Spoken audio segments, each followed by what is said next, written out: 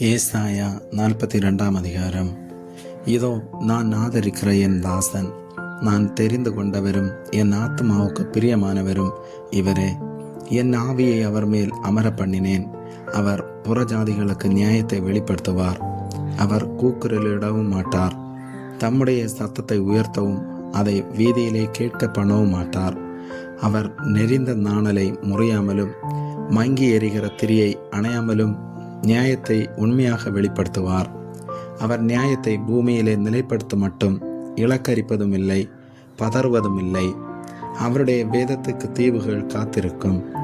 வானங்களை சிருஷ்டித்து அவைகளை விரித்து பூமியையும் அதிலே உற்பத்தியாகிறவைகளையும் பரப்பினவரும் அதில் இருக்கிற ஜனத்துக்கு சுவாசத்தையும் அதில் நடமாடுகிறவர்களுக்கு ஆவியையும் கொடுக்கிறவருமான கர்த்தராகிய தேவன் சொல்லுகிறதாவது: நீர் குருடருடைய கண்களை திறக்கவும், கட்டுண்டவர்களை காவலிலிருந்தும் இருளில் இருக்கிறவர்களை சிறைசாலையிலிருந்தும் விடுவிக்கவும், கர்த்தராகிய நான் நீதியின்படி உம்மை அழைத்து உம்முடைய கையை பிடித்து உம்மை தற்காத்து உம்மை ஜனத்திற்கு உடன்படிக்கையாகவும் ஜாதிகளுக்கு ஒளியாகவும் வைக்கிறேன். நான் கர்த்தர், இது என் நாமம். என் மகிமையை வேறொருவனுக்கும் என் துதியை விக்கிரகங்களுக்கும் கொடேன். பூர்வ காலத்தில் தெரிவிக்கப்பட்டவைகள் இதோ நிறைவேறலாயின. புதியவைகளையும் நானே அறிவிக்கிறேன். அவைகள் தோன்றாததற்கு முன்னே அவைகளை உங்களுக்கு சொல்லுகிறேன். சமுத்திரத்தில் யாத்திரை பண்ணுகிறவர்களே, அதிலுள்ளவைகளை, தீவுகளை, அவைகளின் குடிகளை, கர்த்தருக்கு புதுப்பாட்டை பாடுங்கள். பூமியின் கடையாந்தரத்திலிருந்து அவருடைய துதியை பாடுங்கள்.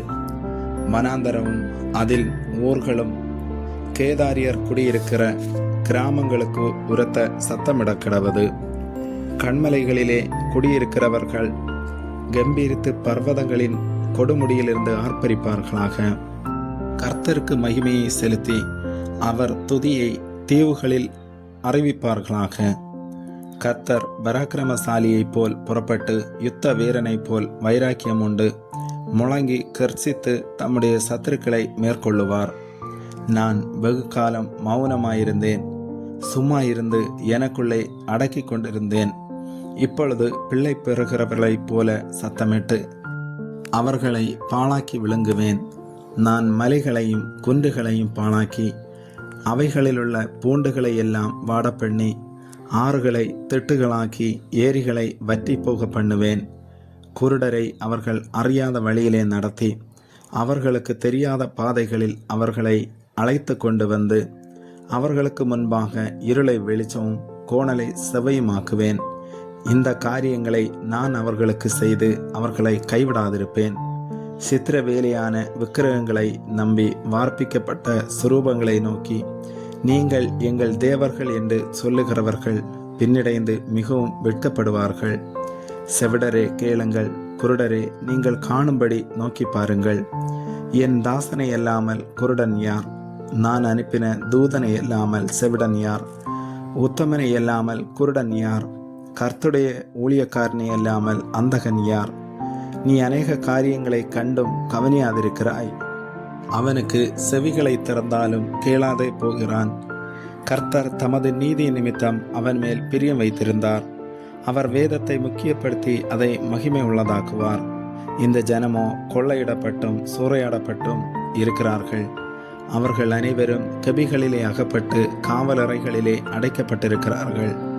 தப்புவிப்பார் இல்லாமல் கொள்ளையாகி விட்டுவிடு என்பார் இல்லாமல் சூறையாவார்கள். உங்களில் இதற்கு செவி கொடுத்து பின்வருகிறதை கவனித்து கேட்கிறவன் யார்?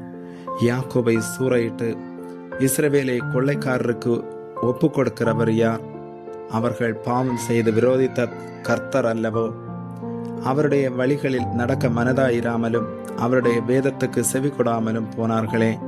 இவர்கள் மேல் அவர் தமது கோபத்தின் உக்கிரத்தையும் யுத்தத்தின் வலிமையையும் வரப்பண்ணி அவர்களை சூழ அக்கினி ஜுவாலைகளை கொளுத்தியிருந்தும் உணராதிருந்தார்கள்.